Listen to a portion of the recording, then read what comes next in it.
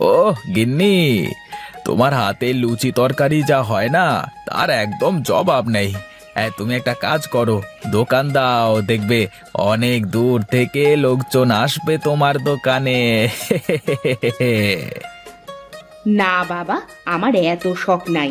আমি রান্না করে এই তোমাদের খাওয়াচ্ছি, এটাই অনেক। আমার সারা দুনিয়ার মানুষকে খাওয়ানোর কোনো ইচ্ছে নেই। আমি তো এমনিতেই মজা করছিলাম। আচ্ছা, সেসব কথা বাদ দাও, আমাকে আরো দুটো লুচি দাও দেখি। হ্যাঁ, এই নাও। আর একটু তরকারি দেবো নাকি তোমাকে? না না, লাগবে না, থাক। আমার মেয়ে দুটো কোথায়? তাদের দেখছি না যে।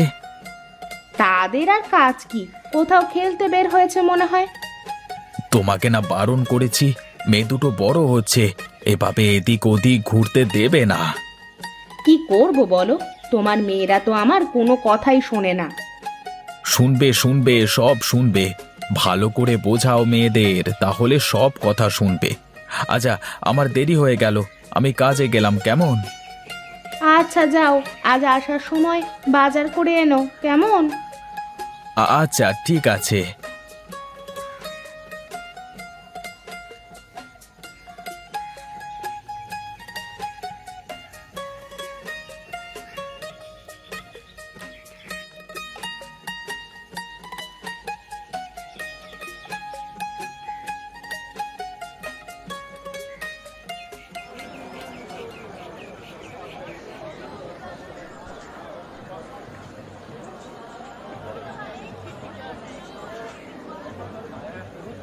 কিরে গোপাল, আজ তোর এত দেরি কেন শুনি?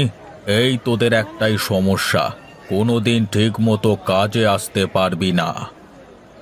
আগে বাবু, আজ আমার বউয়ের রান্না করতে একটু দেরি হয়ে গেছিল, তাই তো খেয়ে আসতে দেরি হয়ে গেল।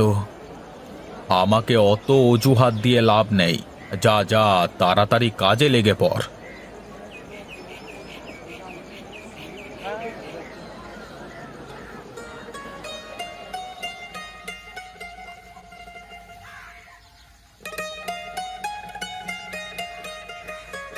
এই যে মহারানীরা, সকাল থেকে কোথায় ছিলেন একটু বলুন তো শুনি।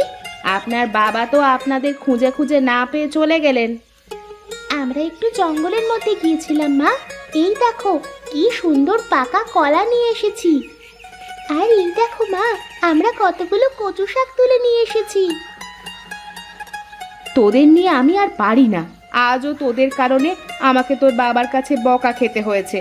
তোদের আমি কত করে বলি যে জঙ্গলের দিকে যাবি না, কিন্তু তোরা তো আমার কোনো কথাই শুনিস না।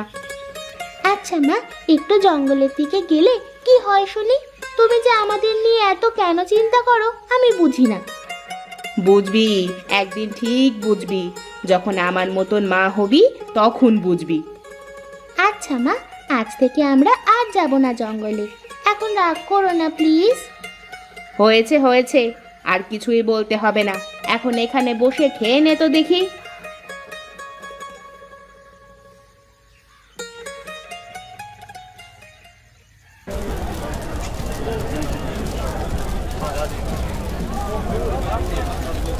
আহারে, কত নিরীহ মানুষের প্রাণ চলে গেল, কিভাবে আগুন লাগলো কে জানে।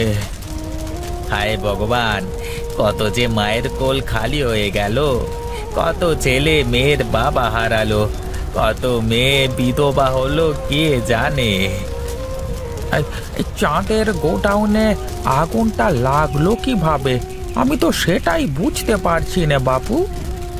ওইদিকে লোকজন বলছিল বিদ্যুতের শর্ট সার্কিট হয়ে নাকি এমনটা হয়েছে।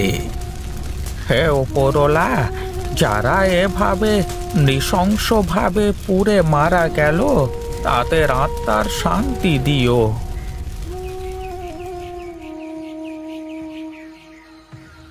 আরে হরিহর দাদু, তুমি এই ভ্যানের ওপরে কি গো? বাজারে বাজারে চালের গোডাউনে আগুন লেগে অনেক লোক পুড়ে মারা গেছে। তোর বাবা আগুন লাগবার সময় চালের গোডাউনেই ছিলেন। তোর বাবার আমাদের মাঝে নেই রে মা।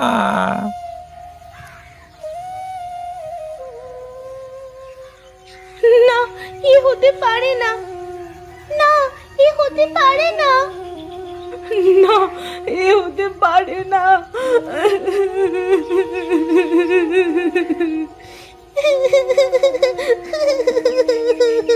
বাবা, বাবা, তুমি আমাদের ছেড়ে কেন চলে গেলে বাবা? বাবা, ফিরে এসো বাবা। তুমি আমাদের ছেড়ে কেন চলে গেলে বাবা? তুমি ফিরে এসো। ওগো, ওগো, কেন তুমি আমাদের ছেড়ে চলে গেলে গো?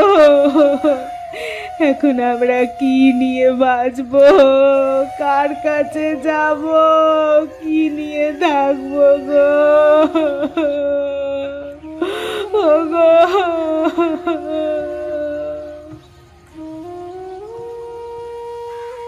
তোদের বাবা এভাবে অকালে আমাদের ছেড়ে যে চলে যাবেন তা আমি কোনো দিনও ভাবতে পারিনি। এখন যে কি হবে, কি করে যে আমাদের সংসার চলবে, আমি যে কি করে তোদেরকে মানুষ করব। তুমি চিন্তা করো না মা, দেখবে একটা না একটা ব্যবস্থা ওপরওয়ালা ঠিকই করবেন। হ্যাঁ, আমরা দু বোন তো এখন আর একদম ছোট নই, আমরা কিছু না কিছু একটা করে সংসার ঠিক চালিয়ে নেব।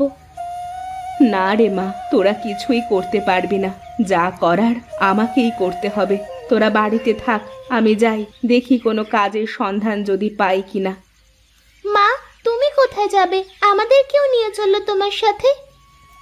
না রে মা, তোদের নিয়ে যে কোনো কাজ নেই, আমি যাচ্ছি, তোরা থাক বাড়িতে।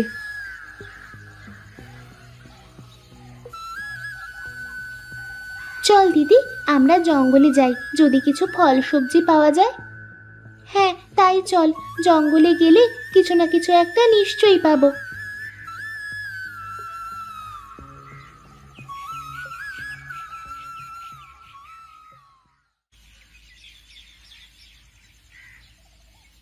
দিদি দেখ না, আমরা হাঁটতে হাঁটতে জঙ্গলের কত গভীরে চলে এসেছি।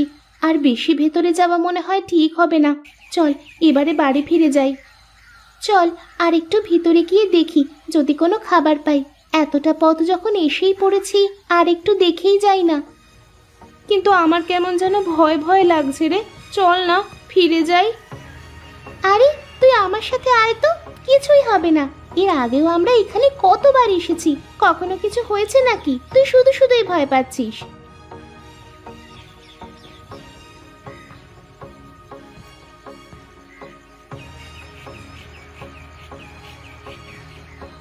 এই দেখ, ওই লোকটা গাছের নিচেই অমন করে পড়ে আছে কেন? তবে কি ওই লোকের কোনো বিপদ হয়েছে নাকি? চল তো গিয়ে দেখি। এই যে শুনুন, কি হয়েছে আপনার? আপনি কি কোনো বিপদে পড়েছেন নাকি?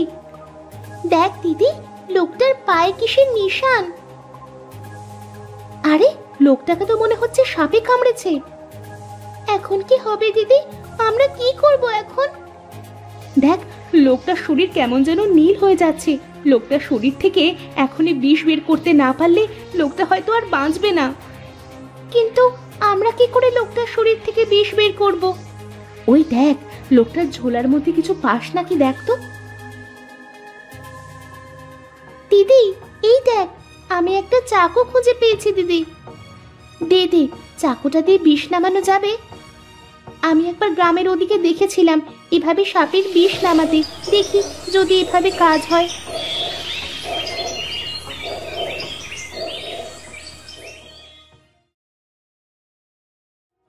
কারা মা তোরা? আজকে তোরা না থাকলে হয়তো বা আমি বাঁচতে পারতাম না। আমরা এই পাশের গ্রামেই থাকি। কিছুদিন আগে আমাদের বাবা আগুনে পুড়ে মারা গেছে। এখন আমাদের সংসার চালানোর মতো কেউ নেই, তাই আমরা দুজন জঙ্গলে এসেছি একটু খাবারের সন্ধানে। কিন্তু আপনি এই গভীর জঙ্গলে কি করছিলেন? আমি এক বৈদ্য।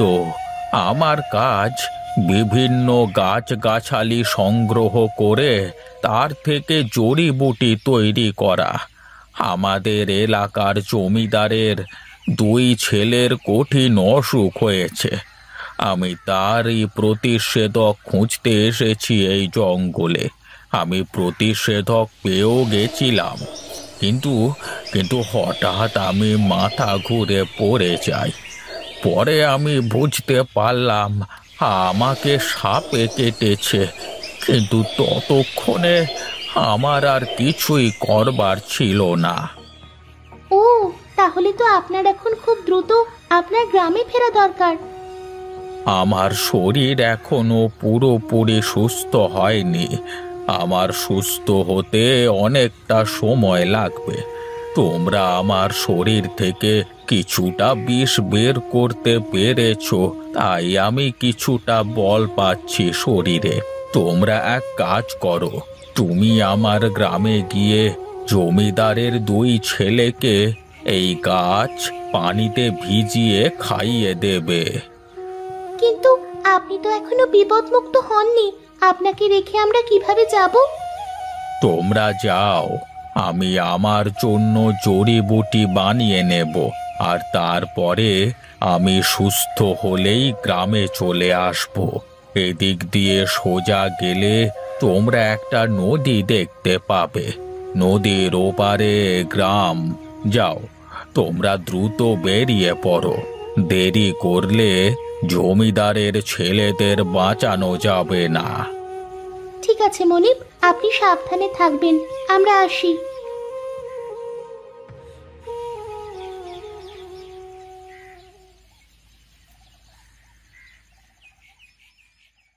মাঝি ভাই, ও মাঝি ভাই, আমাদের একটু ওই পারে পার করে দেবে?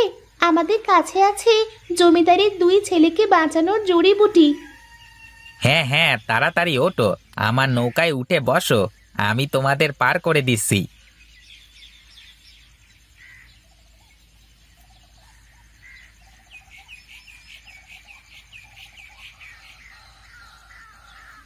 আমরা কিনারে এসে গেছি গো।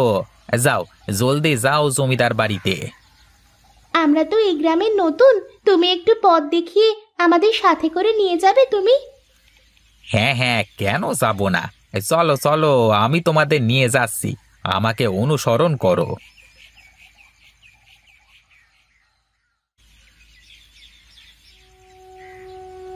কারা মা তোরা? কি চাস? কেন এসেছিস এখানে? জি, আমরা আপনার ছেলের জন্য ওষুধ নিয়ে এসেছি। সত্যি সত্যি মা, তোরা ওষুধ নিয়ে এসেছিস? দে মা দে, আমাকে ওষুধটা দে। এই নিন, এই গাছ পানিতে ভিজিয়ে সেই পানি আপনার ছেলেদেরকে খাওয়ালে আপনার ছেলেরা সুস্থ হয়ে যাবে। বেশ বেশ, আমি তাই করছি। তোরা বস বস, এখানে বস।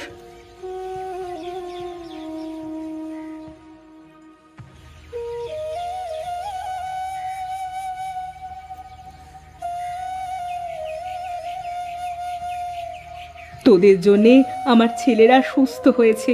আমি যে কি করে তোদের কৃতজ্ঞতা জানাবো সেই ভাষা আমার জানা নেই।